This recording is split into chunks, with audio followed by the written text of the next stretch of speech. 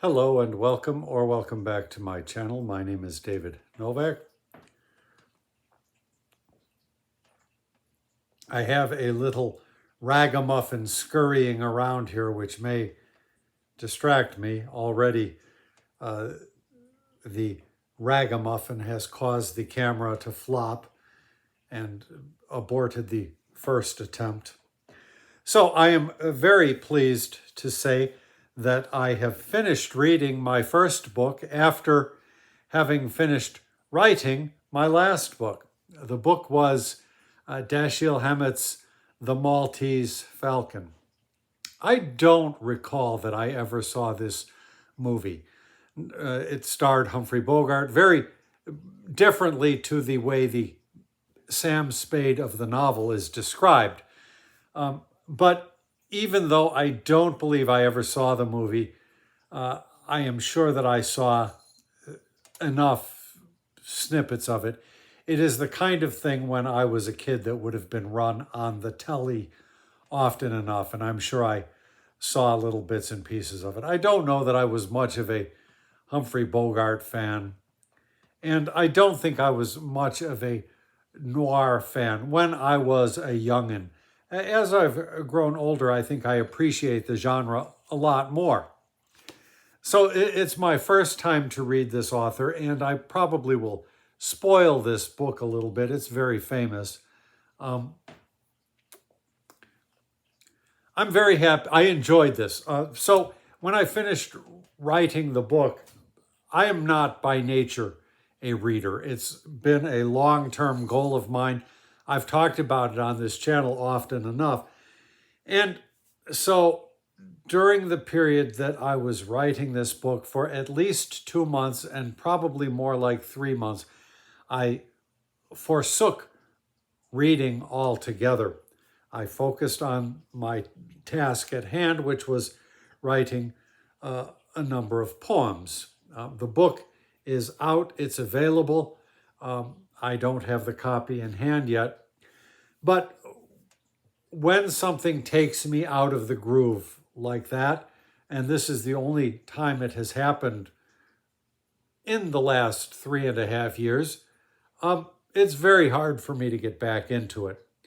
So I have had a plan for this year to be reading a whole bunch of books about ancient Chinese archaeology and history. And then I was reading Francis Parkman's history of the British and French in North America, and have made good progress in both of those endeavors. But I just could not see picking up either of those books that I was midway on. And so to get myself back into the swing of writing, I thought, well, I should just read something that is well written, something plot driven, something with a good story to hook me in.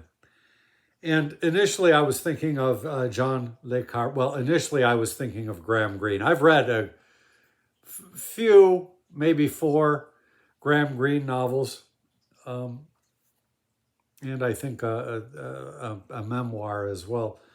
And I like Graham Greene, but he's an author that I feel, unless I find myself in such a situation where I need something to grease the wheels, he's not an author I will likely go back to.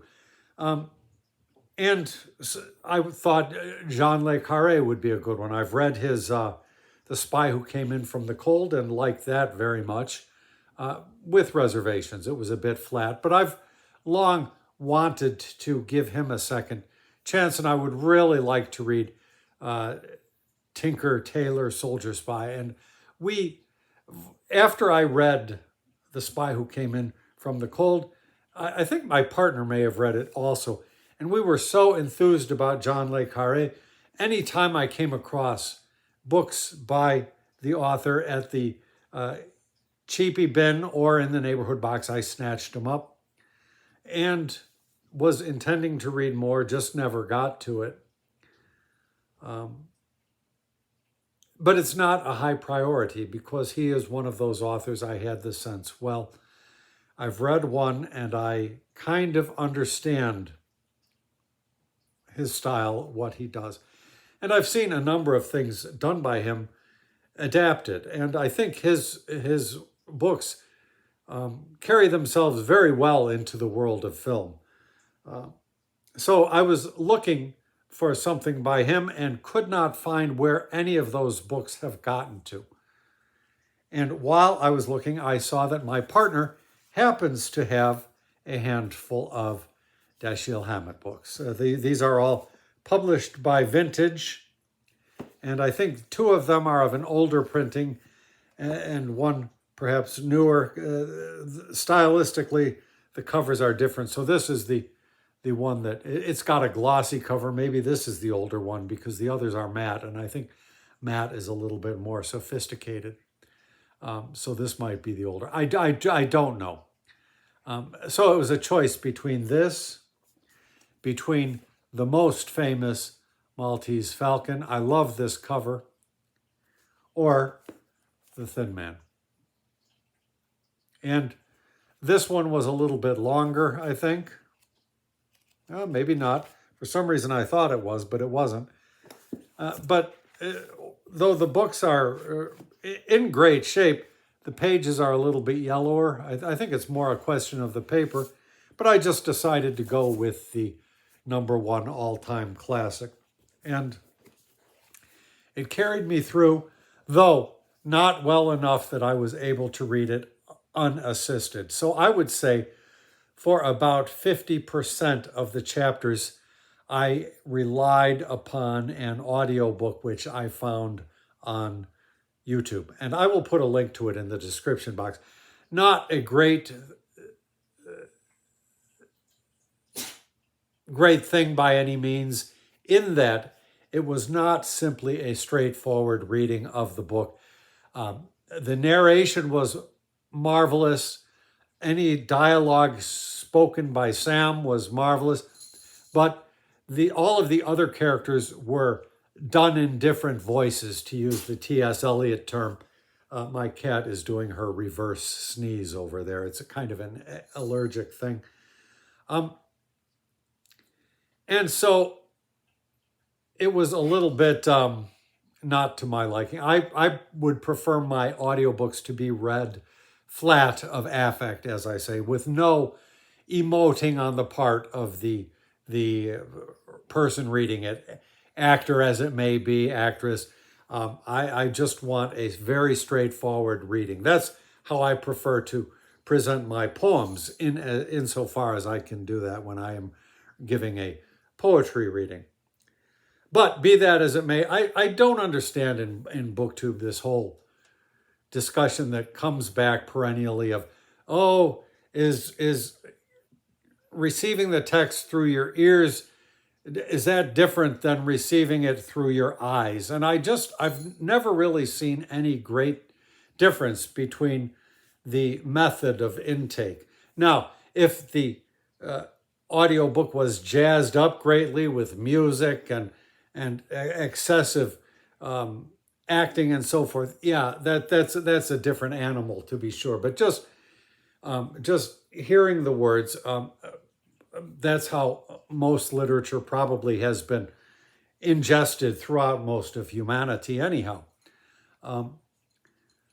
But this was very well done for what it was, but they felt like they had to give the characters these just over-the-top characterizations, and sometimes I couldn't even understand. There's a character named Cairo who I think is, and you can get this from the subtext of the novel itself, is supposed to be a homosexual.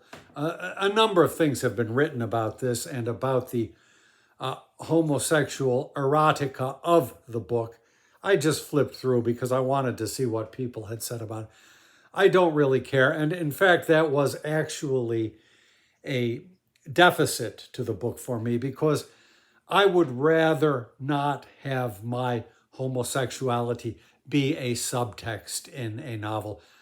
We are living in an age when you can let it all hang out. I would just rather it be there on the surface.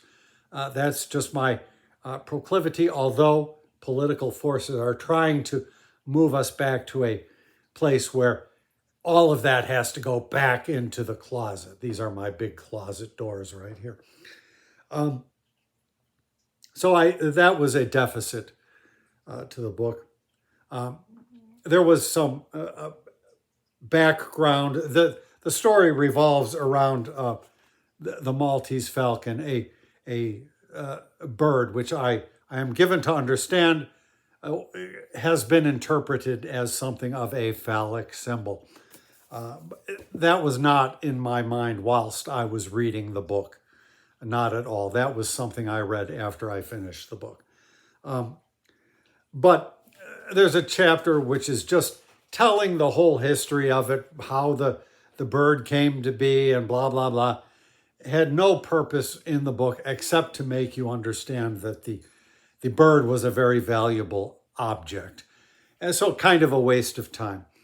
And then the penultimate chapter, it hit me with the same reaction I had last year when I read The Woman in White by, what was his name? Wilkie Collins. Just, I want things to move with a bit greater speed. In that book, there were like a whole chapter talking about sort of almost like red herrings, where you knew it was not going to go down that avenue, or they had to go into meticulous detail about how something happened, and we would much prefer things to be quicker than that. And then, so the final chapter I had, and this, I'm going to spoil a little bit of this, I had a feeling also of just a bit of disappointment because the femme fatale proves to have been the murderer, at least one of the murderers. And I've seen so many of these TV shows, and I've just grown so sick of it, particularly when it's a mass murderer scenario, and the mass murder, the perpetrator turns out to be the woman. I don't know. I think statistically it's probably improbable. And but that's me. And I realize also that the problems that I had with the book in these regards were due to the excessive familiarity, not owing to any fault with the book, but because of what has happened since. I mean, so much of this read to me like a Steven Spielberg movie, and I don't like Steven Spielberg movies. But so many people have learned from this, and it reminds me very much of when I was young. I liked the paintings of René Magritte, who I discovered in Paul Carroll's class. Of course, became immediately a big René Magritte fan. I still like René Magritte's paintings very much. But over the years, over the course of 30 years or however many it has been since I was in that class, I've realized that all of Magritte's techniques, which he either invented or perfected, have been done to death subsequently in service of advertisements, particularly. And they have grown so trite and tiresome. That's not the fault of René Magritte, but so it is. And so I felt a little bit that about this book. And honestly, I read a noir novel last year, In a Lonely Place by Dorothy Hughes. I was hunting for the book and could not find it. And I was really disappointed in the way that book ended. It really, it was not well crafted in plot terms in the way that this one was. But that book, it took place in Los Angeles, and I was left with this lingering sense of atmosphere that was just inescapable. I loved that aspect of the book so much. And so in that regard, I would rate it higher than this, even though I recognize this is considered the masterpiece and by all accounts, it rises superior to that, I would suppose. I don't know how people evaluate these things. That said, I was talking about, because I don't know that I'm ready yet for Francis Parkman or archaeology. I found these in the box maybe for June on the Range. I should give a Western a try. Now, if I do this, and I still may, it will not be Utah Blaine, because the spine is broken and a whole bunch of pages are going to fall out if I choose that. And so that being the case, it will have to be one of these two. And I'm thinking it would be Brion. I don't know. I don't know where he comes up with these names. But I'll hold off on that. What I'm actually thinking of doing, because despite all of my saying bad things about Hammett's book, I'm really considering just diving into another one. Now, when I was young and watching these movies as they would come across upon the TV, I really did enjoy the Thin Man movies. I think there were about 3 of them, maybe 4, with William Powell and Myrna Loy. And I enjoyed those. They were always very short. I think like about an hour's running time in length. They were not big sort of productions, but they were whimsical. I don't know. I don't know if they were ever as good as I wanted them to be, but I liked the premise very much. They were lighthearted. They were witty. And so I think maybe that this is where I will go next, just to see I had no idea that he was the person behind that, now I can't think of it's,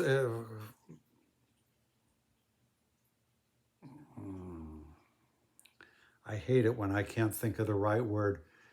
That, and I it's like halfway there. Franchise, behind that franchise.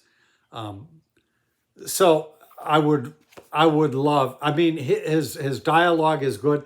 I read a piece by Michael Ventura in which he says Ernest Hemingway sort of set the prototype as far as noir dialogue.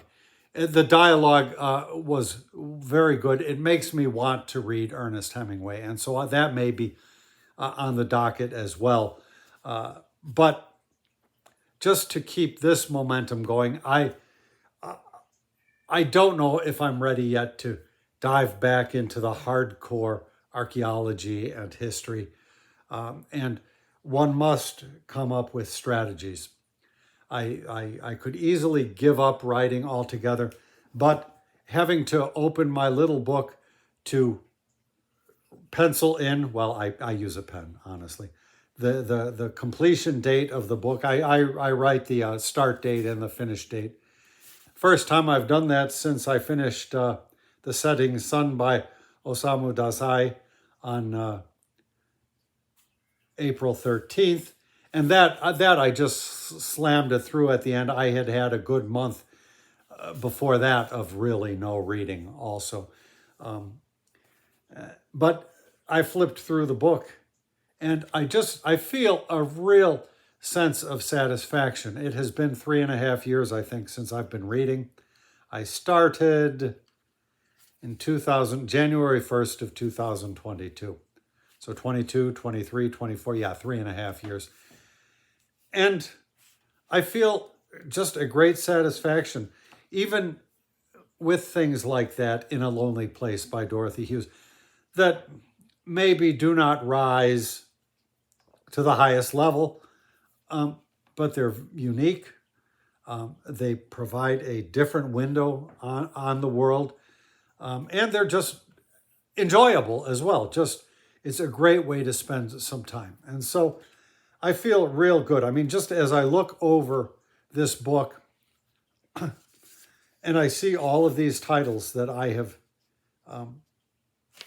made it through, I feel an immense sense of accomplishment. I mean, it is something that I have wanted to do, and I will never do it as well as I want. I would, I mean, if I could read at the level of concentration that I have when I write a book of poetry, I would be reading much more than I do. But I don't see any easy way to cajole myself into that sort of level of intensity. And I don't even know that it's so important. What matters is that I am enjoying what I am doing by littles or bit by bit. And I don't need to be looking into the abstraction of books I have not read yet or books that I will never get to. That's immaterial. So that is where things stand. That is my reading update. I am done with writing.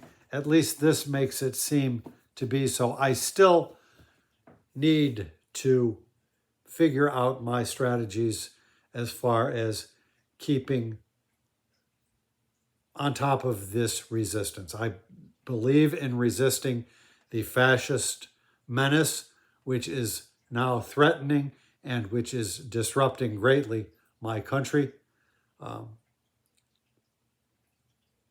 I would rather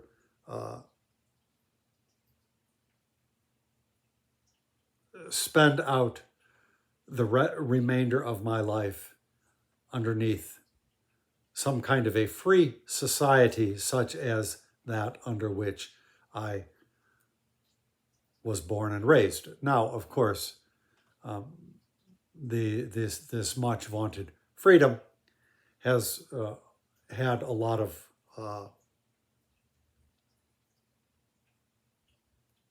exceptions here and there, depending on how one was situated, to what degree or not one was privileged in the society. But I like very much this idea of having rights. I would rather rights be maintained and spread to more people rather than diminished and taken away from more people, which is the trajectory our would-be autocrats are trying to move us toward. I believe that the power which is wielded by this group, this cabal, this horde, this malevolent horde, is much less strong than it might seem, and that the power only exists to the extent that we acquiesce to it, that we give into it. In fact, there was a very nice interview with Timothy Snyder that I saw the other day. I'll put a link to it if I can find it, in which he talked about it really behooves us, it really is incumbent upon all of us to do what we can to gum up the works for the fascists and to resist insofar as we can. Everybody has limitations and so forth. So that is perfectly understandable. And so I hope to do both things. I hope to read, and I hope also, and I don't know, it may be just when my book comes in, to give nightly poetry readings of poems from the book pertaining to the situation. I really don't know what I will do aside from growing these silvery locks. My partner said, I mean, I've always kept my hair short. This is actually a genuine sacrifice for me. I can't stand having the hair this long. But she said, "Oh, you're growing into writerly hair. Your hair looks like the type hair that a writer would have." And I'm thinking of somebody like, who is it, J.M. Coetzee or something? I don't know. Whatever. And I'm still wearing my pen. This was a habit I got into while I was writing all of those poems. I had to have it at hand. I mean, you do what you have to do to get through these things. I've never had to have the pen on hand, but this time I did. That's how intense it was. And I have not felt like letting go of it. It feels very comforting to have it close at hand, even though I'm not doing any writing at all. So I answered in a comment. I said, well, obviously, if, say, something happens to the Maltese, I think, this boat, part of the Freedom Flotilla, trying to carry some supplies into Gaza, something happens to that boat. If it gets bombed like its predecessor or the previous boat that tried to do the same task, if it gets bombed, if it gets sunk, if those lovely human beings upon it get lost or harmed in any way, I would certainly exercise the pen. Let us keep our eyes on that. Let us keep our eyes on Gaza and then at home. Let us drag the heels, drag the feet as much as we can on this fascist regime. You remember the Aristophanes play Lysistrata, and the conceit is the women are going to withhold sex from their men until they stop the war. But the thing that they said was, they may rape us to get it, but it's not as pleasurable to them if they do that. Yeah, that might happen, but it won't be pleasurable to them. Well, these fascists may run over us. They may take all our liberties. It's not for certain by any means, but there is no reason we should lie down and make it pleasurable for them. So I say, go kicking and screaming all the way. What though before us lies the open grave, and so forth. Meanwhile, I will be back if the book comes in. Lulu seems to be taking its time, and I apologize to those of you who got the copy with the bad cover. I left this thing on the cover, and I didn't think it would print. I didn't know it was there though, but because I didn't see it. The content is going to be the same whether you get that one or not. But I feel very apologetic to that. Anyhow, I hear some yelling going on. I will let you go. Thank you very much for stopping by my channel.